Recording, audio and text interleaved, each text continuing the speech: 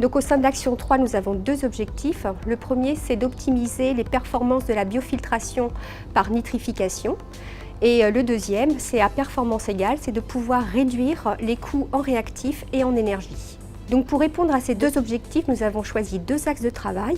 Le premier, c'est d'optimiser l'aération des biofiltres nitrifiants. Donc, dans le cadre spécifique de l'action 3, on utilise le modèle Symbio, qui est un modèle qui a été construit dans le cadre de nos programmes de recherche et qui simule le fonctionnement des unités de biofiltration de la station Sénaval. Dans ce cas-ci, plus précisément, des unités de nitrification.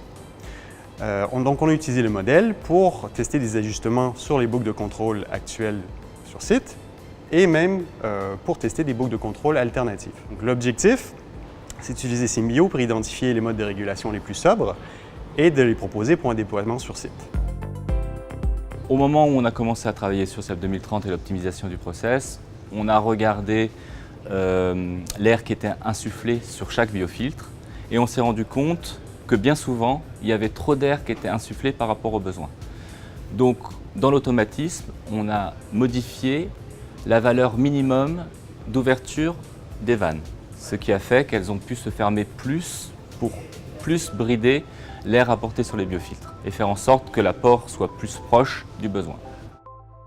Donc, concernant le deuxième axe, il s'agit de pouvoir maîtriser les phénomènes d'encrassement qui peuvent engendrer des colmatages et malheureusement lorsqu'il y a colmatage, l'exploitant est obligé de réaliser un bypass de l'effluent, donc de dégrader la qualité du rejet. Alors sur Seine-Grésion, les encrassements apparaissent principalement en hiver sur les eaux froides. Ces encrassements peuvent générer des bypasses partiels, voire une nécessité de réduire le débit en entrée-station. Pour s'affranchir de ces encrassements, nous sommes obligés de mettre beaucoup plus d'air sur les ouvrages en question, ce qui va un peu à l'encontre de l'optimisation de la nitrification de nos biofiltres. Donc ce qui a été fait sur l'hiver 2017-2018, c'est de mettre beaucoup plus d'air sur les biofiltres non nécessitants et beaucoup moins d'air sur les biofiltres non colmatés. Et globalement, nous avons respecté ce besoin en air pour assurer une bonne performance et une bonne économie d'énergie. Nous avons bon espoir pour 2019 de mettre en place le même style de régulation que Seine-Grésillon et Seine-Naval, mais cette fois-ci sur Seine-Centre, car cette station ne possède pas de régulation de l'aération.